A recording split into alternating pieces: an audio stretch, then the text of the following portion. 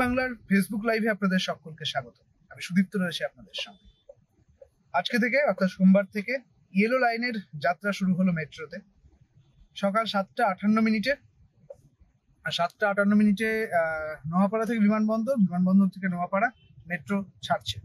আপনাদের যারা আসছেন, যারা কবি সুভাষ থেকে যারা আসছেন, অর্থাৎ কবি সুভাষ থেকে, যদিও কবি সুভাষ এখন বন্ধ, যারা শহীদ ক্ষুদিরাম থেকে আসছেন তারা দমদমে নামবেন। দমদম থেকে নোয়াপাড়াতে চেঞ্জ করবেন এবং চেঞ্জ করে আপনারা আসবেন বিমানবন্দরে। আপনাদের জানিয়ে রাখি, নোয়াপাড়ার 2 নম্বর গেট দিয়ে যদি আপনারা আসেন, মেট্রোর 2 নম্বর গেট দিয়ে যদি আপনারা বেরিয়ে আসেন, তাহলে পরে খুব সহজেই আপনারা বিমানবন্দরে যাওয়ার এসকেলেটর পেয়ে যাবেন।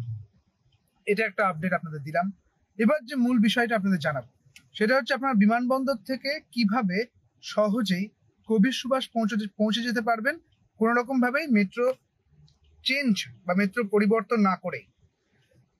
কবি সুভাষ যাওয়ার জন্য যদি এখন শহীদ ক্ষুদিরাম পর্যন্ত যাওয়া যাচ্ছে, কবি সুভাষের কাজ চলছে বলে, কাজেই আপনাদের বিমানবন্দর থেকে আসতে হলে কি করতে হবে, মেট্রো কি চেঞ্জ করতে হবে, যারা ভাবছেন তাদের জন্যই এই যেটা থাকলো, তারা দেখে নিতে পারেন এই ভিডিওটি। বিষয়টা হচ্ছে জয়হিন্দ মেট্রো স্টেশন বা বিমানবন্দর মেট্রো স্টেশন, যেটি সেখান থেকে আপনারা যখন মেট্রো ধরবেন এবং মেট্রো যখন নোয়াপাড়া এসে পৌঁছবে 3 নম্বর প্ল্যাটফর্মে, সেই নোয়াপাড়া এসে পৌঁছানোর পর সেই মেট্রোতেই আপনারা কিন্তু বসে থাকুন, নামবেন না। তার কারণ ওই মেট্রোই কিন্তু পৌঁছে যাবে ডিরেক্ট কবি সুভাষের দিকে। অর্থাৎ আপনারা পৌঁছে যেতে পারেন দমদমে, পৌঁছে যেতে পারেন ধর্মতলায়, পৌঁছে যেতে পারেন রবীন্দ্র সদনে, রবীন্দ্র সরোবরে এবং শহীদ ক্ষুদিরাম পর্যন্ত। এবং তারপরে যখন কবি সুভাষের কাজ শেষ হয়ে যাবে, আপনারা কবি সুভাষও চলে যেতে পারেন। আরো একটি বিষয়, যখন আপনারা বিমানবন্দর থেকে নোয়াপাড়াতে আসছেন, 3 নম্বর প্ল্যাটফর্মে এসে যখন দাঁড়ালো মেট্রোটি ইয়েলো লাইনে, অর্থাৎ হলুদ লাইনে, এবং এই ইয়েলো লাইন থেকে তার পাশেই ব্লু লাইনে যখন দক্ষিণেশ্বর থেকে আরো একটি মেট্রো এলো 4 নম্বর প্ল্যাটফর্মে নোয়াপাড়াতে, আপনারা বিভ্রান্ত হয়ে যেতে পারেন। সেই কারণে একটি ঘোষণা করা হচ্ছে, বলা হচ্ছে 3 নম্বর প্ল্যাটফর্মে যে মেট্রোটি এলো বিমানবন্দর থেকে নোয়াপাড়া, সেই মেট্রোটি কিন্তু যাবে কবি সুভাষের দিকে। কাজে আপনারা সেই ঘোষণাও কিন্তু মাথায় রাখবেন। যেহেতু অনেকগুলি লাইন যুক্ত হচ্ছে, হলুদ লাইন, নীল লাইন, এবং একই সঙ্গে যেহেতু নতুন এই মেট্রো পরিষেবা শুরু হচ্ছে ইয়েলো লাইনের ক্ষেত্রে, কাজেই একটা বিভ্রান্তি তৈরি হচ্ছে।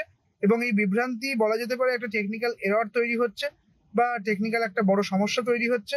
আপনারা জানেন যে মেট্রোর যে কর্মী সংখ্যা তা অনেকটাই কম, সেই সঙ্গে আরো বেশি পরিমাণে সম্প্রসারণ হচ্ছে চারিদিক জুড়ে। কাজে একটু বিভ্রান্তি হচ্ছে, আস্তে আস্তে হয়তো কেটে যাবে।